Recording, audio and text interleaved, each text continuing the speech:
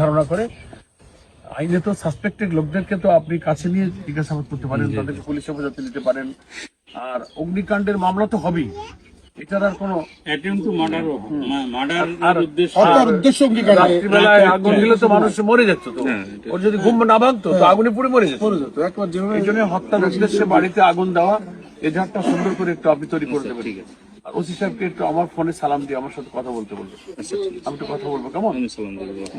বলবেন যে স্যার আসছিলেন, মামলা নিতে হবে, আর ওর আব্বা আর ওরা ভাইদেরকে নিয়ে একটু স্পেশালি ওদের মনের কথা শুনবেন যে ওরা কাদেরকে ধারণা করে।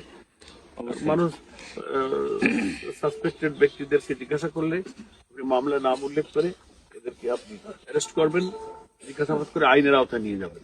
কারণ এটা যদি এখন না হয় আবার কিন্তু এখানে শুরু করে সাহস পাবে, বলবে যে ও তাহলে এখানে করেনি। আর আপনি তো জানেন শিবিরের বা জামাতের আমাদের নেতা কর্মীরা স্বভাবতই ন্যাচারালি হচ্ছে তারা ভদ্র।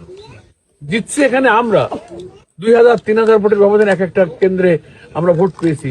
তো আমরা তো অহংকার দেখালে পিটাপিটি দাপট মিছিল কিন্তু আমরা করবো, অথচ তারা এসে আমাদের বাড়িতে আগুন দিচ্ছে।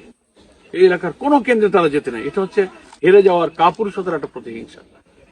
তো যাদের মানুষের ভালোবাসা নেই, সমর্থন নেই, তারা এই চোরাপথ ধরে। তা আমার কথা থাকলো যে আপনি করবেন, আর আমি পুলিশ কমিশনের সাথে কিন্তু কথা বলবো কোন রকম মামলা যেন গাফিলতি না হয়, এবং এদের সাসপেক্টেড পার্সন যারা এদের কাছে শুনে জবানবন্দি নিয়ে রেকর্ড করে। আর আপনারা যেহেতু স্পট ভিজিট করে গেলেন, আপনার তো প্রিয় দেখে গেলেন